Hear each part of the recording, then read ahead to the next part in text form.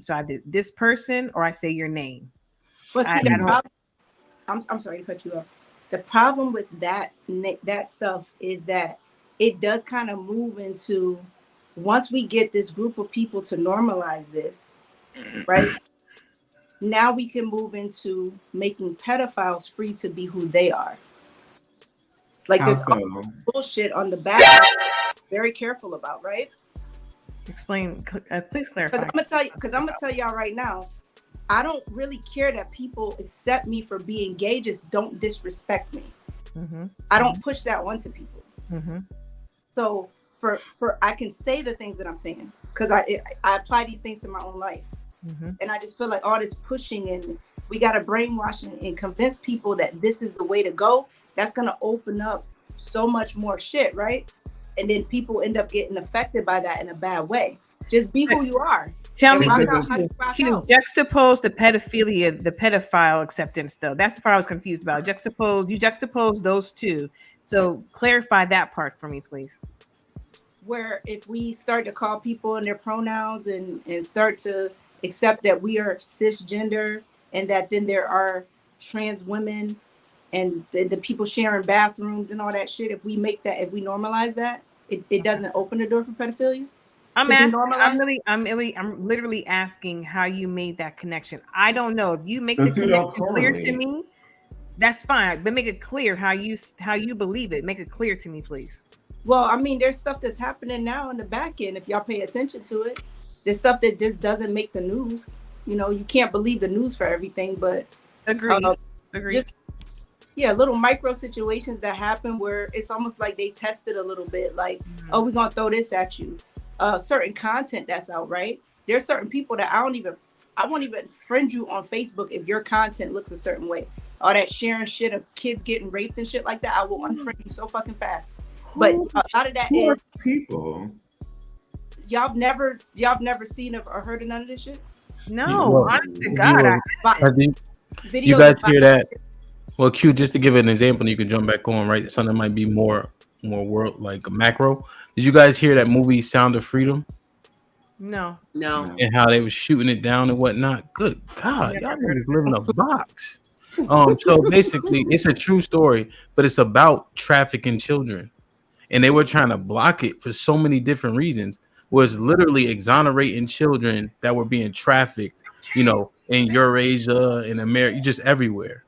And it's been getting a lot of pushback because it's graphic, but it shows how these kids were saved, but also how kids are trafficked for sexual reasons all over the world.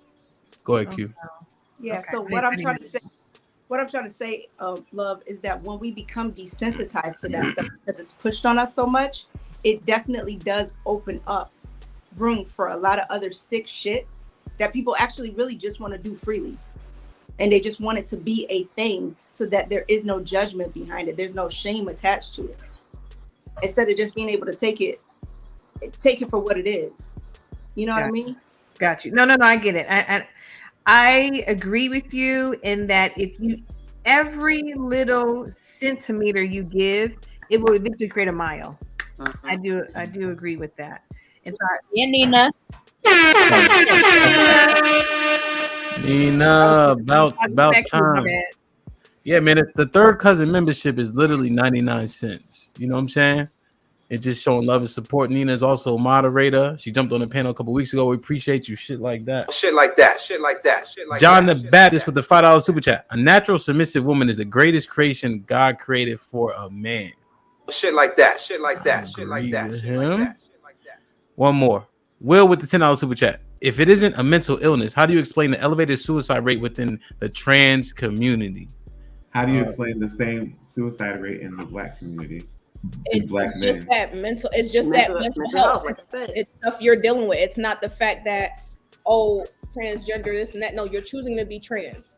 But as far as you not being happy with yourself, that can lead to mental health issues. P, are you saying that? Sorry, just to clarify, you're saying that, because I don't know the stat.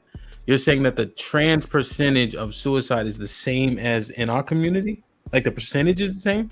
I can look that up for you. I don't have it, but I don't think it's higher than.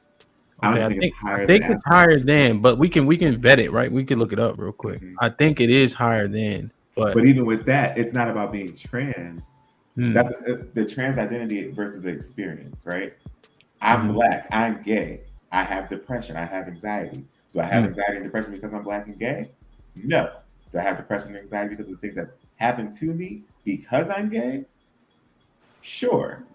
So there's a difference. You can't just say, and I can't believe I'm defending this, but you can't just say like, oh, they're trans, so they have a mental illness, right?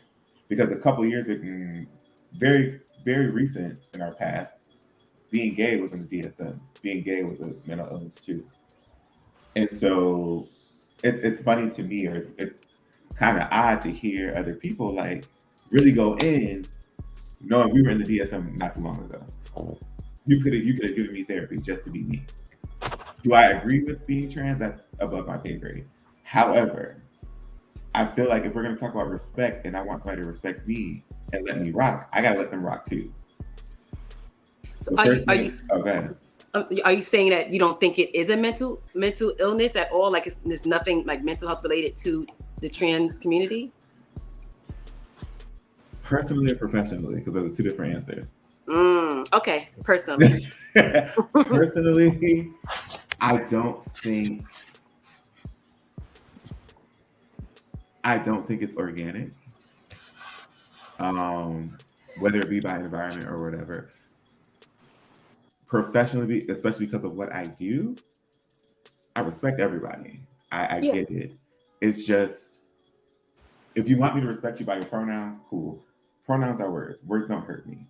You want to be she, her, they, them, Cheech and Chong, whatever. Like there's a million different pronouns. I only know he, him, her, she, they, them, whatever. But it takes nothing for me to respect you in that manner. It takes everything for me to go out of my way to disrespect you, to do everything else. I mean, yeah, I'm not saying I disrespect, but I personally think that there's still some type of mental health aspect to it. Because a lot of times trans people, before they're trans, they start out as lesbian or gay. And then there's something that triggers them. These are the ones I know. And it usually triggers them to decide, now I want to change my agenda. And for whatever reason, but I still think there's some trauma. Because honestly, even just being lesbian gay, that often comes with a level of trauma that kind of led you to that path. But that's what we're saying. The trauma brings on the mental health issue.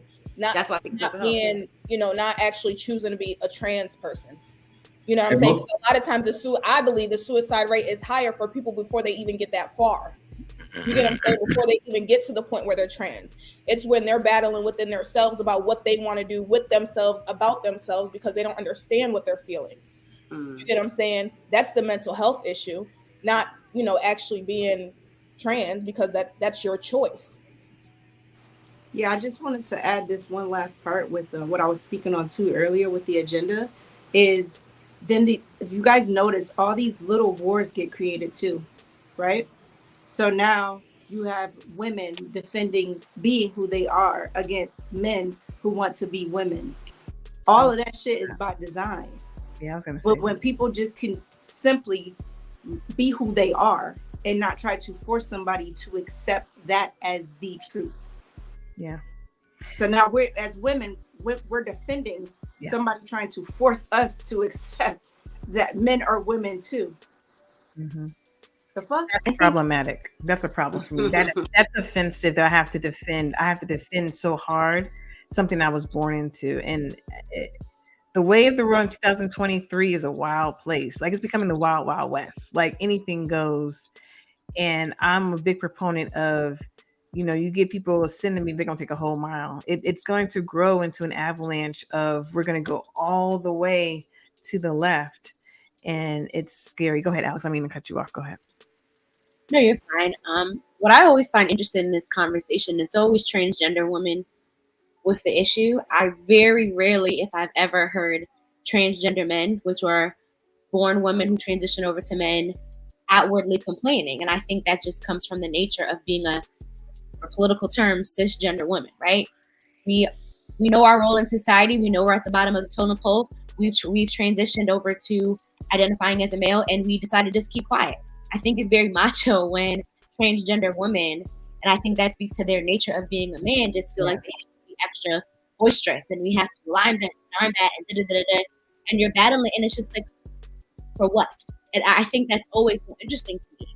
I think with the first person was Cherry Boom, it gave a lot of anger. And for me, it kind of felt like, well, I'm trans, but I can still get your man type of thing. It felt very like the Indiana Boo-Boo-ish, very childish to me, right? And I think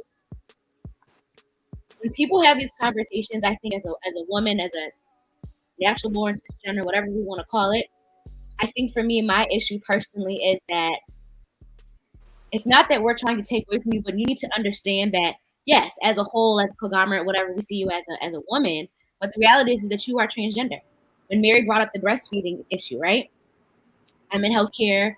WIC now, they're not calling it breastfeeding anymore. It's called chest feeding. Chest feeding.